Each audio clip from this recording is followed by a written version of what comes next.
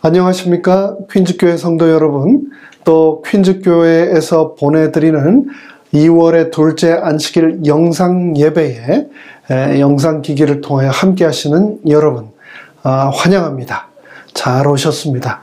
이제 안식일이 시작되는 이 첫 시간, 준비된 특별한 찬양들을 우리가 함께 함으로써 우리의 마음을 하늘을 향하여 활짝 여는 시간을 함께 갖도록 하겠습니다.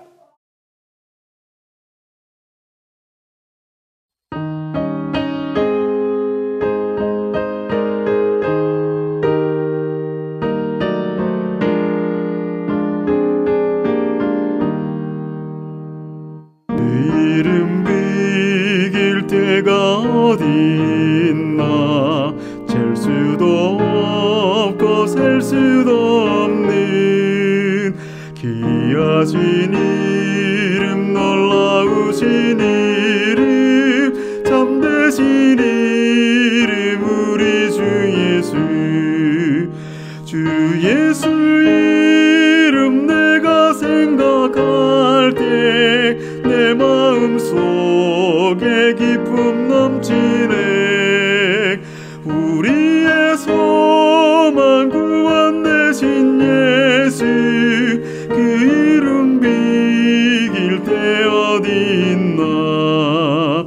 비탄에 빠진 가련한 내 영혼, 슬픔의 안개 지고 나와 샘솟는 새 생명을 다시 얻어 쓰라린 상처 아물었도다.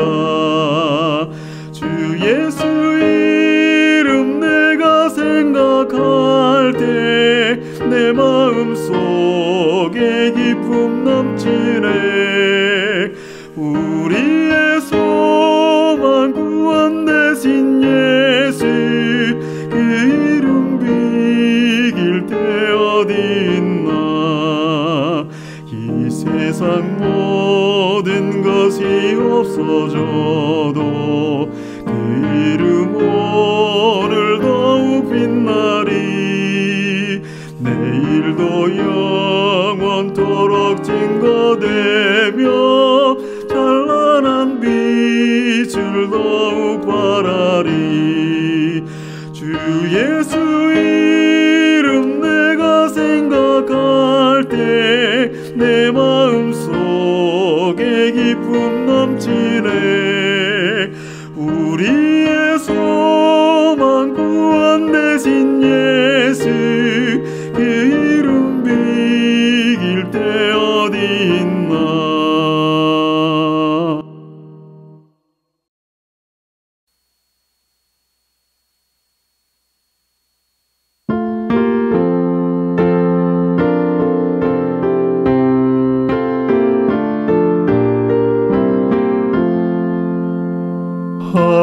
하늘의 음악이 저 바다 위로 잔잔히 퍼지네.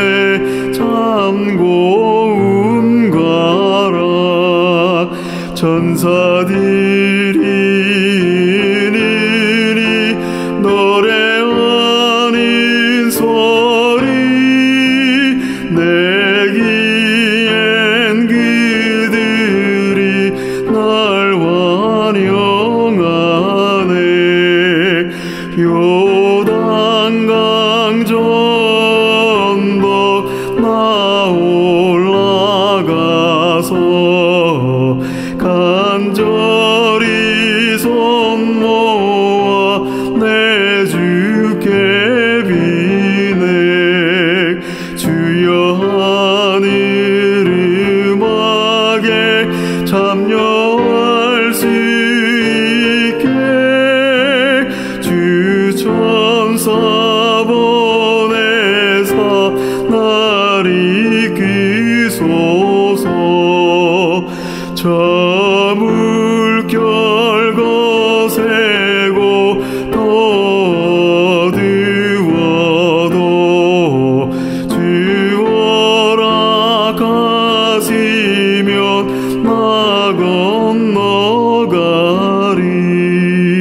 하늘 음악 날 길어 노래하게 하니 저 하늘 찬양대 나 들어가리.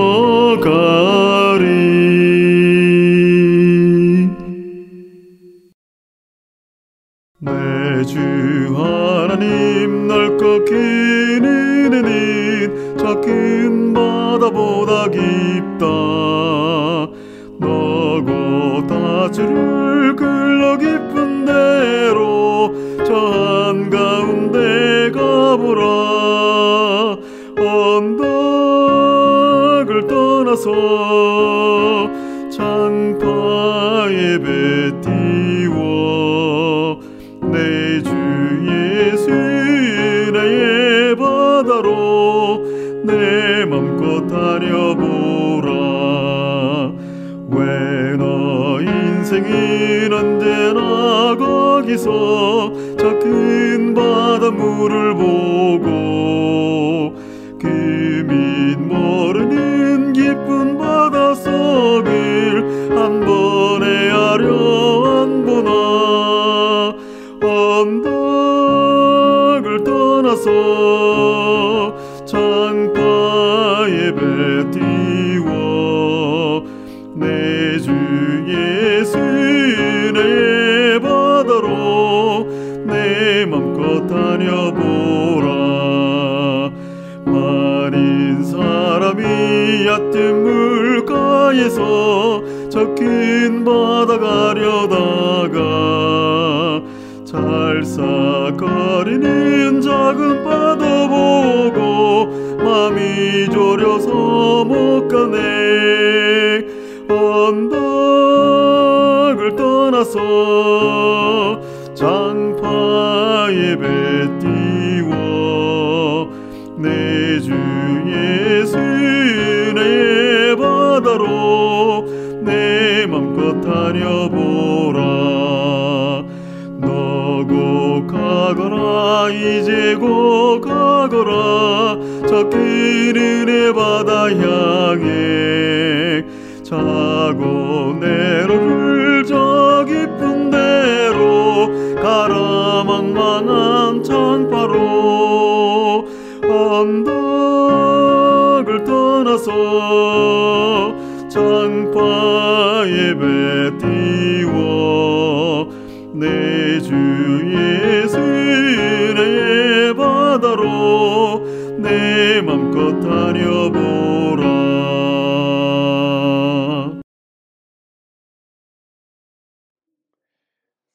이제 시작하는 첫 찬미 452장 귀하신 주여 날 붙드사 함께 찬양하시고 찬양하신 후에 예배를 위하여 원성주 집사님께서 기도로 예배를 열어주시겠습니다.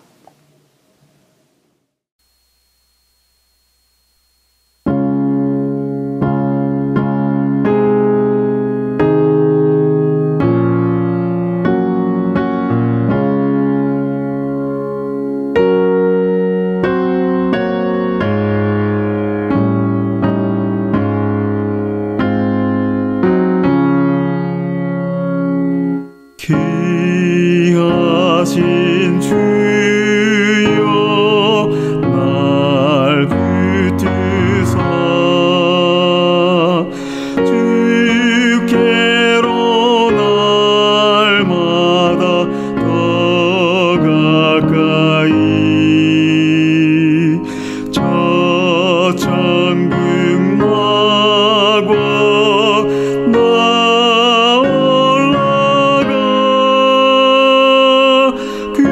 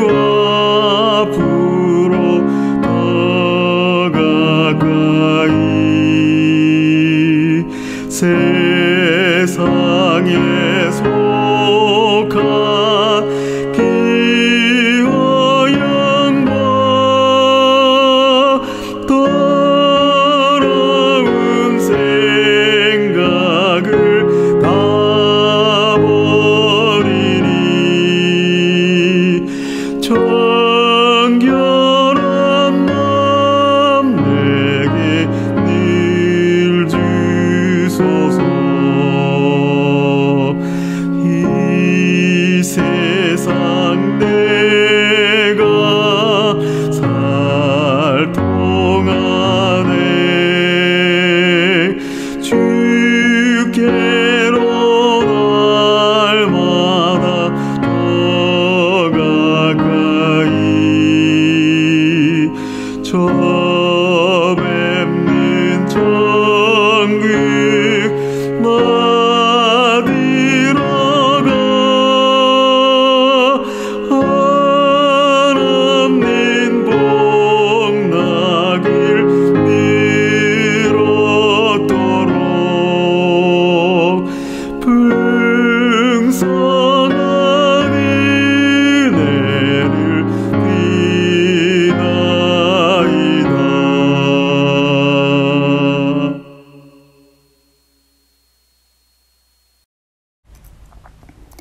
하늘에 계신 거룩하신 하나님 아버지, 안식일이 시작되는 이 시간 저희들 한마음 한뜻으로 아버지 곁으로 모일 수 있도록 인도하여 주셔서 감사드립니다.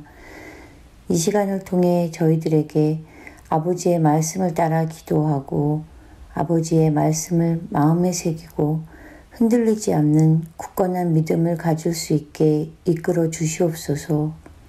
사랑의 하나님, 저희가 살고 있는 이 세상은 자연재해와 기후변화, 질병 등 이제 저희가 예측할 수 없을 만큼 빠르고 심각하게 변하고 있습니다. 두려움 속에서 알 수 없는 변화에 불안해하기도 합니다.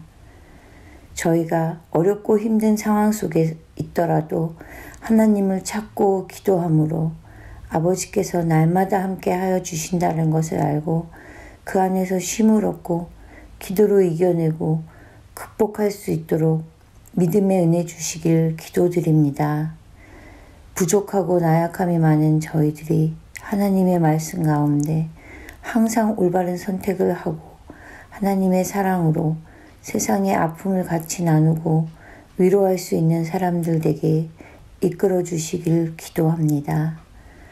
오늘 저희를 위해 말씀을 해주시는 목사님에게 마치시는 시간까지 성령 함께 하여 주시고 말씀을 듣는 저희들 또한 새로운 마음으로 하나님께 더 나아가는 저희들 되게 이끌어 주시길 사랑이 많으신 우리 구주 예수 그리스도 이름으로 기도드립니다. 아멘.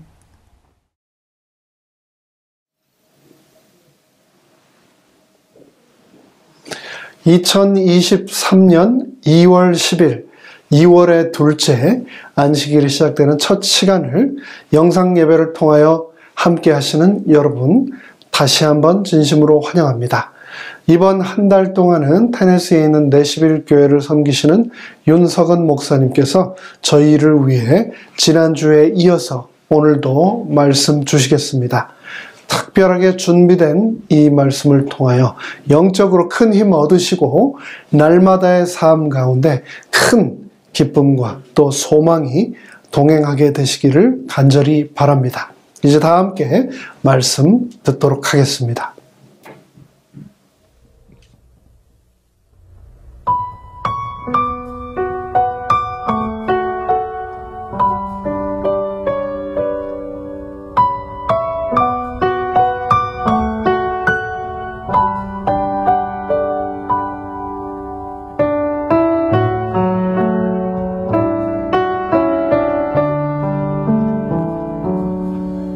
오직 주의 사랑에 매여 내 영 기뻐 노래합니다. 이 소망의 언덕 기쁨의 땅에서 주께 사랑드립니다. 오직 주의 임재 안에 갇혀 내 영 기뻐 찬양합니다. 이 소명의 언덕 거룩한 땅에서 주 주께 경배드립니다. 주께서 주신 모든 은혜 나는 말할 수 없네. 내 영혼 즐거이 주 따르렵니다. 주께 내 삶 드립니다.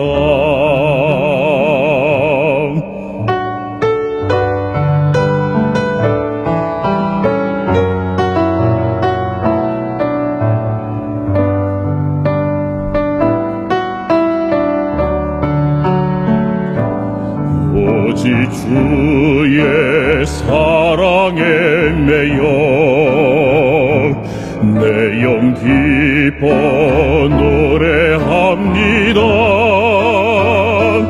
이 소망의 언덕 기쁨의 땅에서 주께 사랑 드립니다. 오직 주의 임재 안에 갇혀 내 영 기뻐 찬양합니다. 이 소명의 언덕 거룩한 땅에서 주께 경배드립니다. 주께서 주신 모든 은혜 나는 말할 수 없네. 내 영혼 즐거이 주 따르렵니다. 주께 내 삶 드립니다.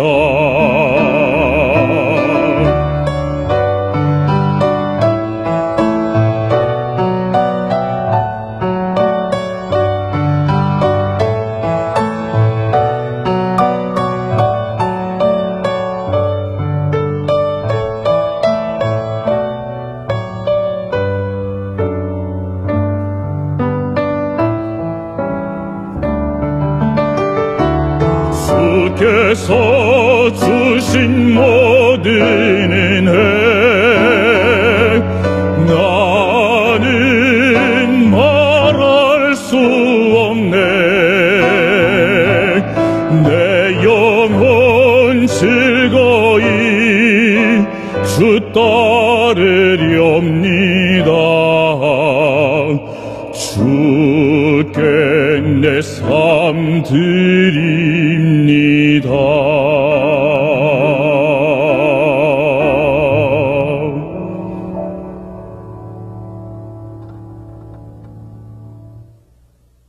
성도 여러분 안녕하세요. 2월의 둘째 안식일이 시작되는 이 시간에 함께하게 된 여러분들 주님의 이름으로 환영합니다. 여러분들이 계신 곳마다 그리고 특별히 여러분의 마음에 하나님의 은혜와 또 평강이 이 시간 함께하게 되기를 간절히 소망합니다. 저는 이번 한 달 동안 예수께서 그분의 교회들에게 보낸 사랑의 편지들이라고 하는 그런 제목으로 함께 7교회에 보낸 그 편지들을 함께 열어보고 있습니다. 오늘은 지난 시간에 이어서 서머나 교회에 보내시는 예수님의 사랑의 편지를 함께 열어보려고 합니다. 다 함께 요한계시록 2장 10절부터 11절에 있는 말씀을 함께 보도록 하겠습니다. 너는 장차 받을 고난을 두려워하지 말라. 볼지어다 마귀가 장차 너희 가운데에서 몇 사람을 옥에 던져 시험을 받게 하리니 너희가 10일 동안 환난을 받으리라. 내가 죽도록 충성하라. 그리하면 내가 생명의 관을 내게 주리라. 귀 있는 자는 성령이 교회들에게 하시는 말씀을 들을지어다. 이기는 자는 둘째 사망의 해를 받지 아니하리라. 아멘.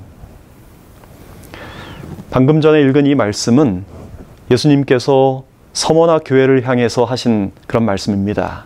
이 말씀 가운데 예수님은 너희가 죽도록 충성하라.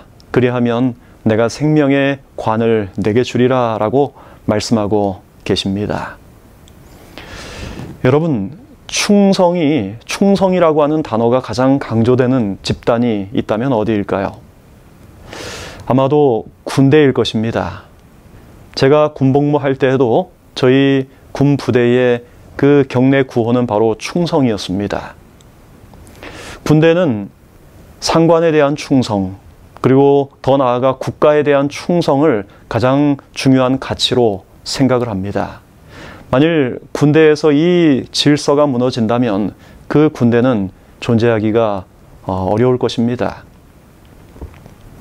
디모데후서 2장 3절의 말씀에 의하면 그리스도인들은 그리스도 예수의 좋은 군사로 그렇게 묘사가 되어 있습니다. 그리스도인들이 예수 그리스도의 군인이라고 하는 겁니다.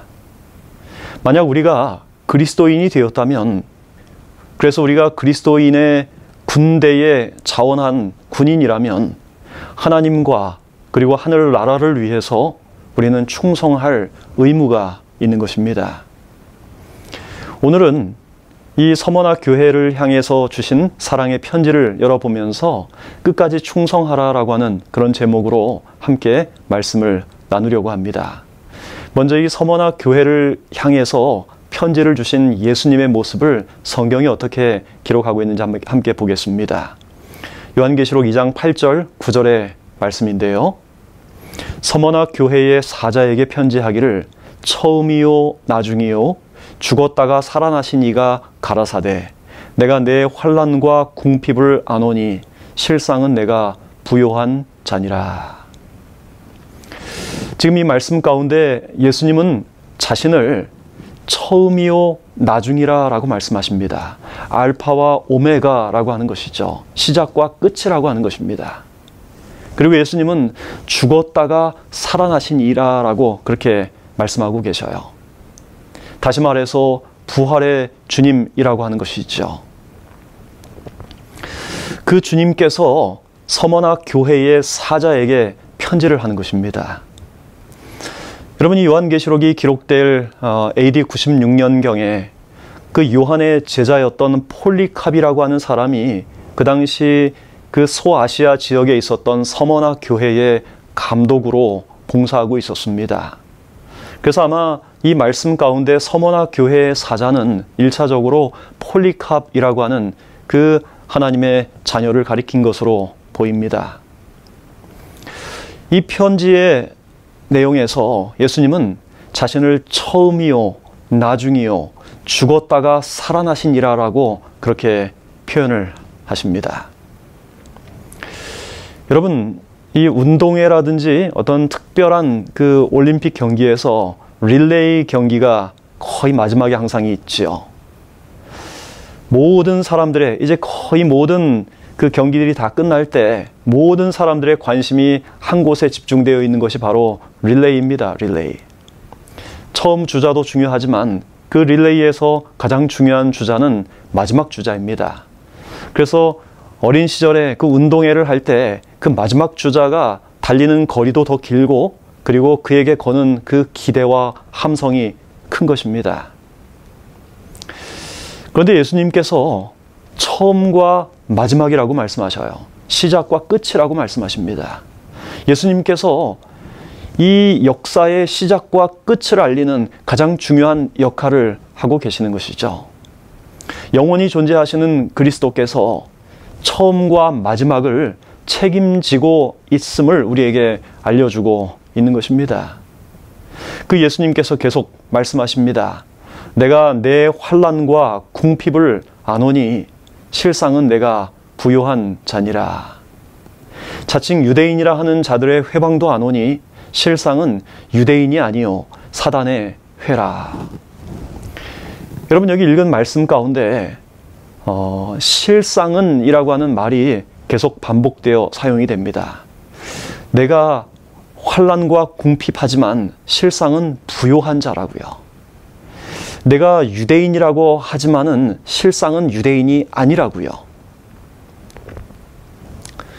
예수님은 당시에 가난하고 초라했던 그리스도인들이 실상은 부자라고 말씀하고 계시는 것입니다. 그리고 그 당시 권력을 갖고 행세했던 유대인들의 무리에게 그들이 실상은 유대인이 아니라 사탄의 모임이라고 그렇게 경고를 하고 계시는 것입니다. 우리는 많은 경우에 실상을 파악하지 못하고 겉모습에 속을 때가 아주 많이 있습니다.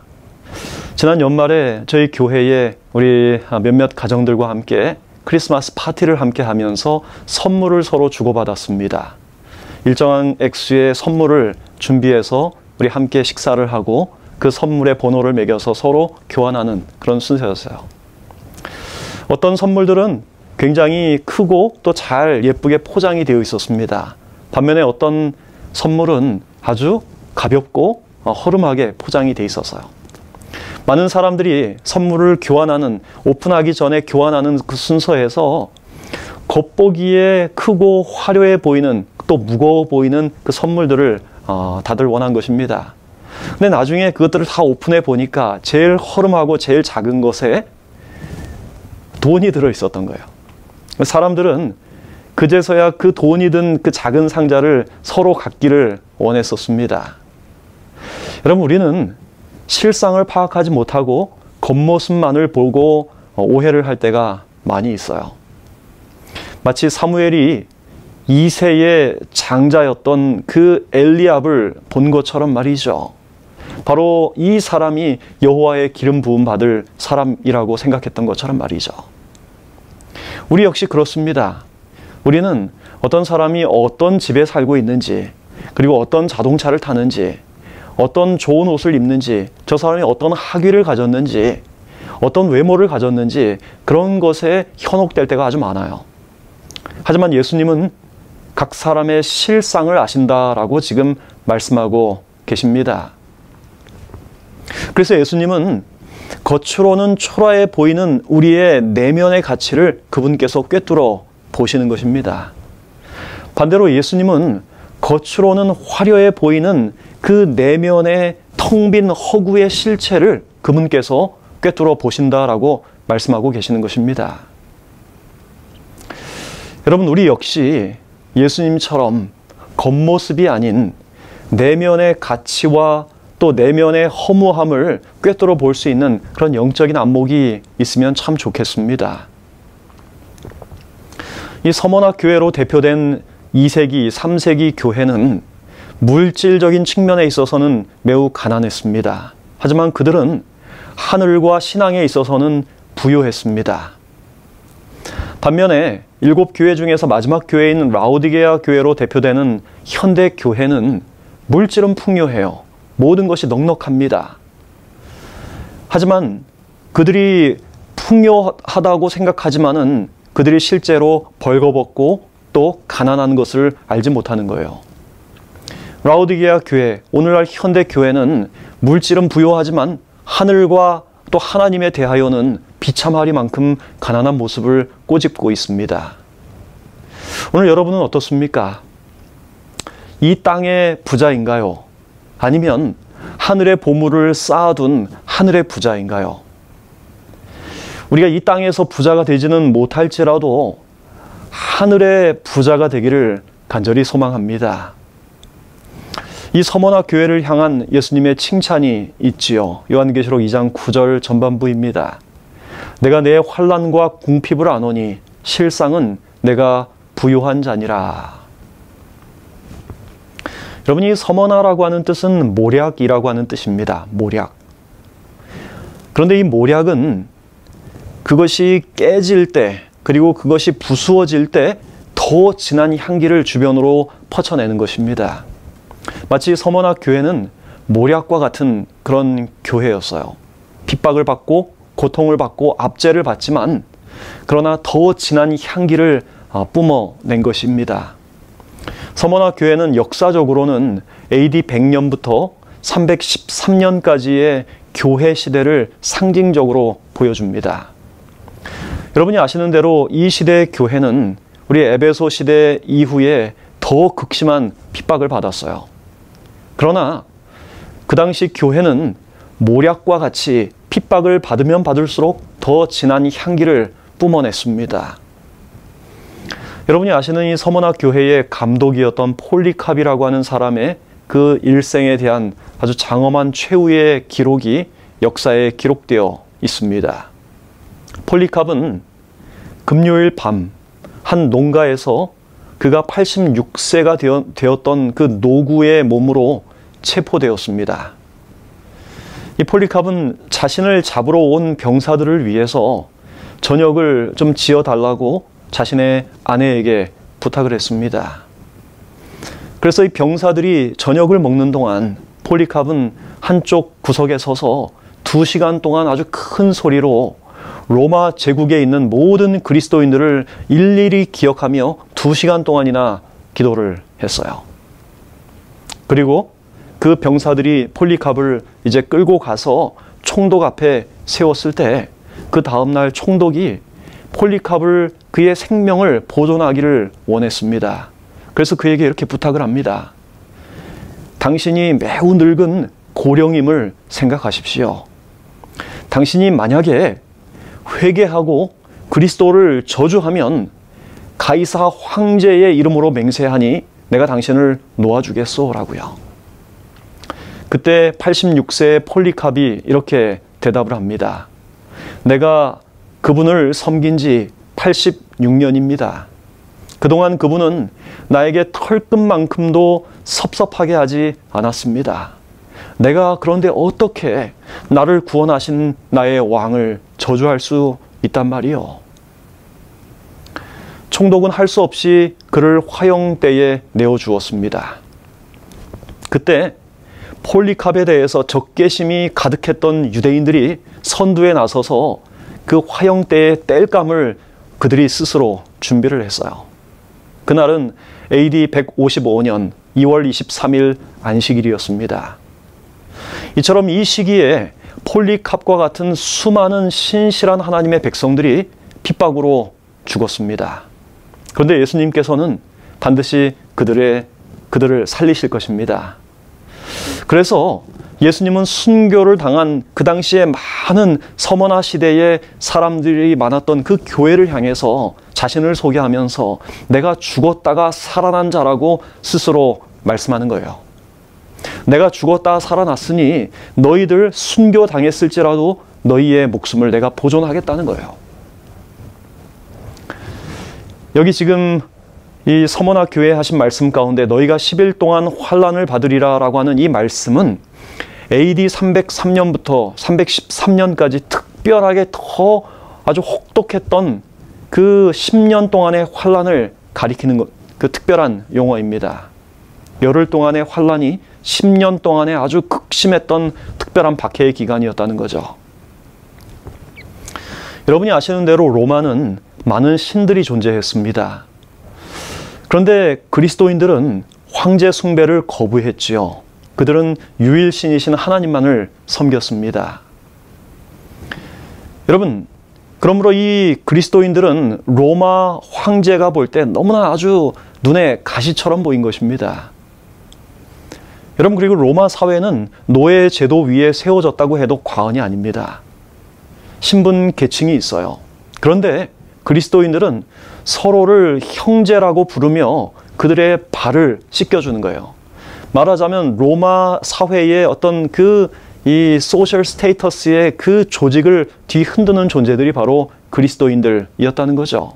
그래서 그리스도인들은 로마의 사회 질서를 무너뜨리는 자로 번번이 고소가 되었습니다. 그 당시 그리스도인들은 많은 오해도 받았습니다. 성만찬 예식에서 서로를 형제요 자매라고 부른 그 사실이 그 당시 로마 제국에서는 근친상간으로 오해가 되기도 했습니다. 이런 박해와 오해 속에서 서머나 시대의 그리스도인들이 사는 일은 정말 쉽지 않았던 거예요. 근데 예수님은 그렇게 핍박당하고 오해받고 사는 하나님의 백성들에게 두려워하지 말라고 말씀하셔요. 그리고 내가 처음과 마지막이라고 말씀하고 계십니다. 내가 죽었다가 살아난 자라고 말씀하고 계셔요. 그들이 비록 시험을 받지만 환난을 당하지만 내가 그들을 돌보고 있다라고 말씀하고 있는 것입니다. 여러분, 하나님께서 그분의 백성과 그 교회를 시험받도록 허락하시는 이유가 무엇일까요? 우리 교회 증언 9권 227쪽에 이런 말씀을 적고 있습니다. 하나님의 교회에 대한 그분의 사랑은 무한하다. 그분의 유업에 대한 그분의 돌보심은 중단이 없다.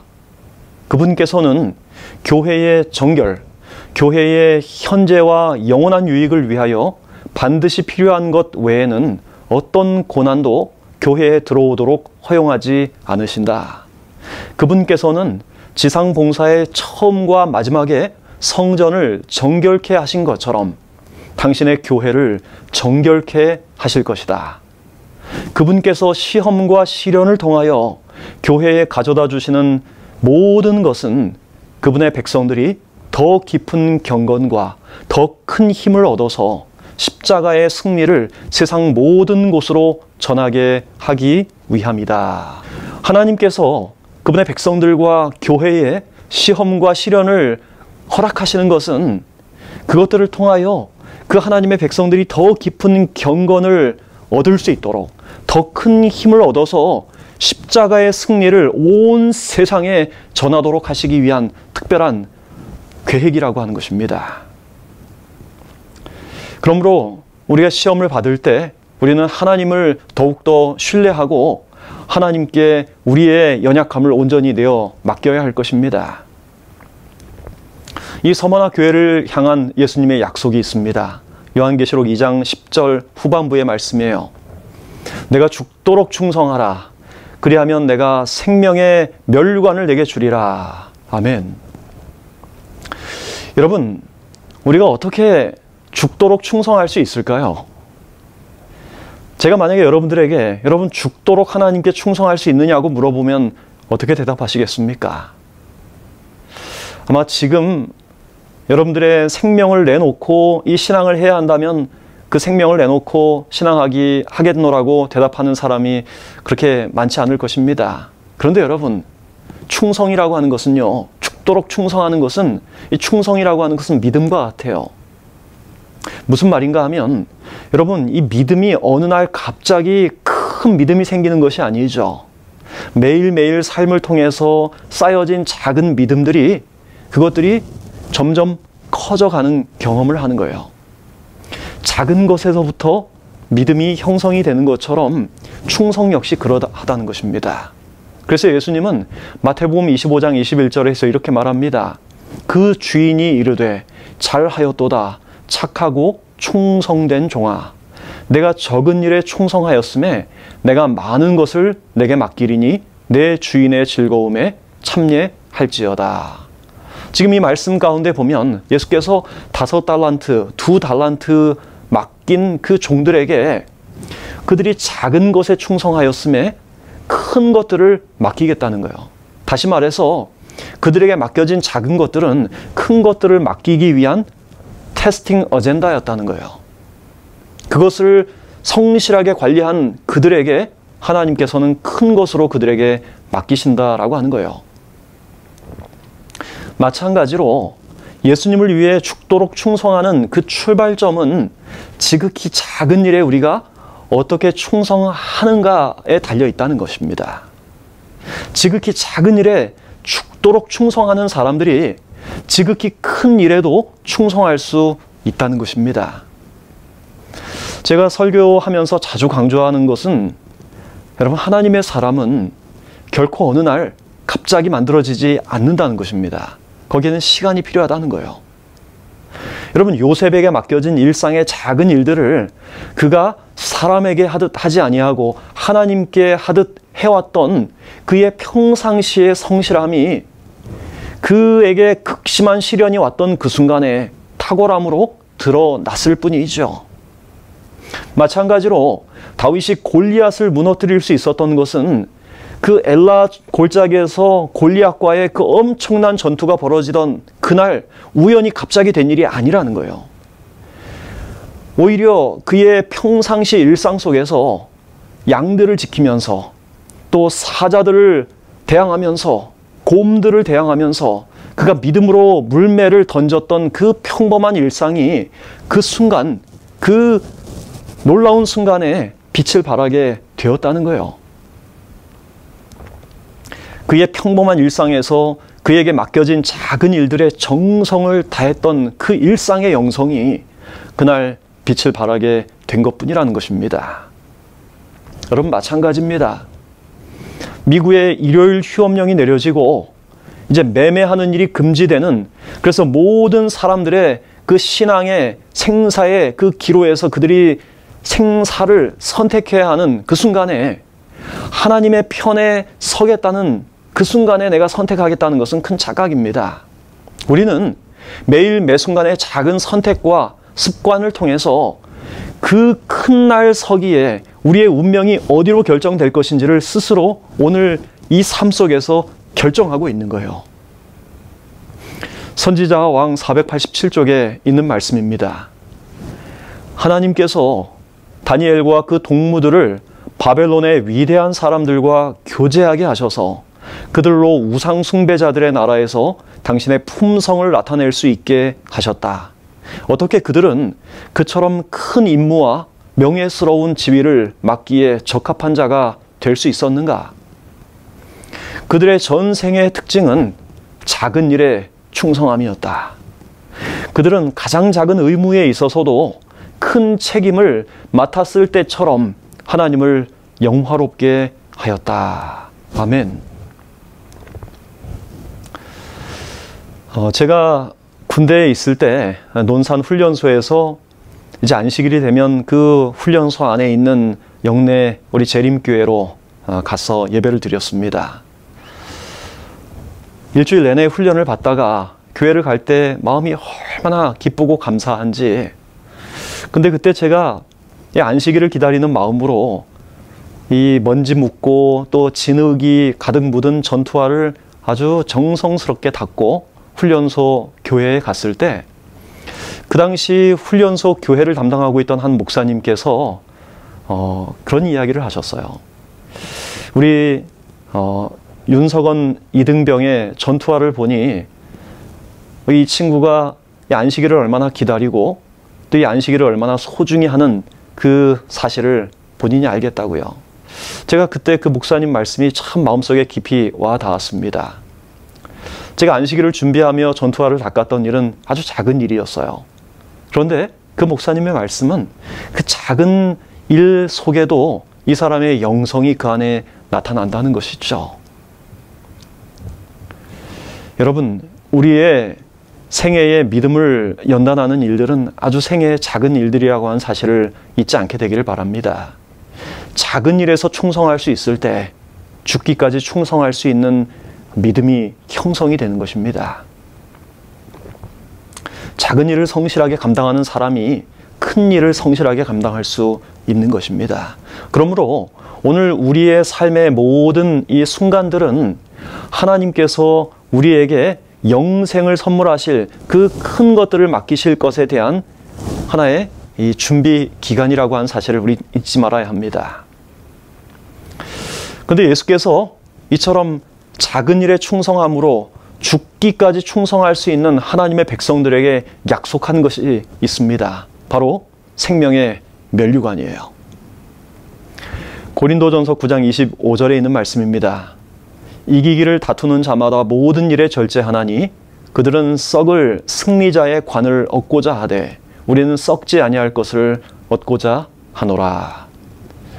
제가 한 번은 격투기를 하는 사람들이 그 격투기 경기가 있기 하루 전에 그들의 체중을 재서 개체량을 통과하기 위해서 그들이 얼마나 큰 노력을 기울이는지 본 적이 있습니다. 그들이 하루 만에 24시간 만에 많게는 20파운드 이상을 일시적으로 체중을 감량합니다. 그래서 그 하루의 시간 동안 수분을 완전히 다 빼기 위해서 사우나에서 그들의 체내에 있는 수분을 다 빼버리는 것입니다. 이 개체량을 통과하는 것이 얼마나 힘든지 실신하기도 하고 또 심지어 죽기도 하는 것입니다. 그리고 개체량을 통과하면 그들이 한 10파운드, 20파운드 이상 잃었던 그 엄청난 양의 몸무게를 단 하루 만에 계시량 통과하면서 다시 회복한다고 그래요. 그런데 여러분, 그들이 죽음을 무릅쓰고 체중을 감량하는 이유가 무엇입니까? 그것은 그들이 벌크업해서 더 유리한 조건에서 경기에 나가서 상대방을 쳐서 이기기 위한 것이죠. 그렇게 그들이 얻는 챔피언 벨트 그리고 면류관은 금방 시들어 버립니다. 금방 그 주인이 바뀌어요. 그런데 하나님께서 끝까지 충성하는 하나님의 백성들을 위해서 주시는 면류관은 시들지 않는 생명의 면류관이라고 말씀하고 있는 것입니다. 그래서 바울은 고린도후서 4장 18절에서 이렇게 말씀합니다. 우리의 돌아보는 것은 보이는 것이 아니요 보이지 않는 것이니 보이는 것은 잠깐이요 보이지 않는 것은 영원함이니라. 아멘. 제가 참 감동적으로 읽은 이 짐 엘리엇이라고 하는 사람의 이야기를 아마 여러분들도 많이 들어보셨을 것입니다. 미국의 휘튼 대학을 수석으로 졸업을 했지요.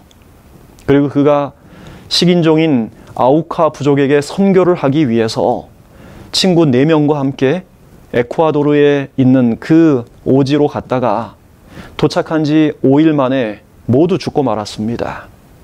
그때 그의 나이가 불과 29살이었어요. 그런데 그 아우카 부족에게 죽임을 당한 그 선교사들의 주머니에는 권총이 들어 있었습니다. 다시 말하면 그들이 자기의 신변을 보호할 수 있었다는 이야기예요. 그런데 그렇게 하지 않은 것입니다. 미 시사 주간지 타임지는 이 사실을 아주 분노하면서 보도했어요. 그리고 What a waste라고 타이틀 기사를 적었습니다. 이 얼마나 큰 낭비냐라고 하는 거예요. 그의 모든 장례가 다 마쳐지고 나중에 짐 엘리엇이 죽기 전 10년 전부터 그가 19살 때부터 써왔던 글과 일기가 사람들에게 공개가 되었는데 그 속에 깜짝 놀랄 만한 글귀가 있었습니다. 그것은 이것입니다. 하나님, 이 부족한 나무 토막 같은 인생에 주의 불을 붙여주십시오. 제가 주님을 위해 탈 수 있도록 나의 삶을 주께서 소멸시켜 주십시오. 이 몸은 주의 것입니다. 나는 오래 사는 것을 원치 않습니다. 안전하고 풍성한 삶을 원합니다. 바로 주님처럼요. 또한 일기는 이것입니다. 영원한 것을 얻기 위해 영원하지 않은 것을 포기하는 것은 결코 어리석은 일이 아니다. 제가 참 좋아하는 글귀입니다. 여러분, 예수님은 우리가 이 땅에 썩어질 것이 아닌 영원한 하늘 가치를 위해서 살게 되기를 간절히 바라고 계십니다. 가력 뽑은 기별 1권 400쪽에 있는 말씀인데요. 아, 얼마나 많은 사람들의 정신 가운데 허영에 들뜬 감정이 도사리고 있는가. 저들은 하나님께서 충성된 자들에게 상 주시는 영원한 생명의 면류관보다도 번쩍거리며 빛나는 세속적인 영화에 대하여 더욱 매력을 느끼고 있다. 우리 사랑하는 성도 여러분, 여러분들은 무엇을 위해서 살아가고 있습니까? 무엇에 충성하고 있습니까? 여러분, 누구를 위해서 충성하고 있습니까? 여러분, 우리의 삶의 충성의 대상이 무엇인지, 어느 분인지 돌아볼 수 있게 되기를 간절히 기도합니다.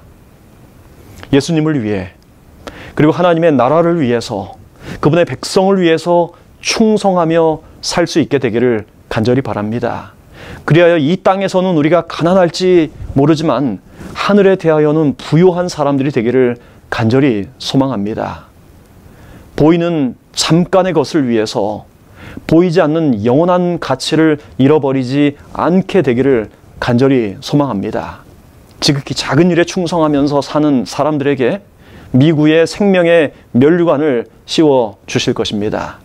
오늘 이 예배에 참여한 저와 여러분 모두가 주님께 신실한 백성들로 살다가 작은 일에 충성하며 살다가 우리에게 베풀어 주시는 그 놀라운 생명의 면류관 모두 다 얻게 되기를 바라면서 말씀을 마치겠습니다. 함께 기도하겠습니다. 하늘에 계신 아버지 하나님, 서머나 교회에 보낸 사랑의 메시지를 저희가 다시 한번 읽게 되었습니다.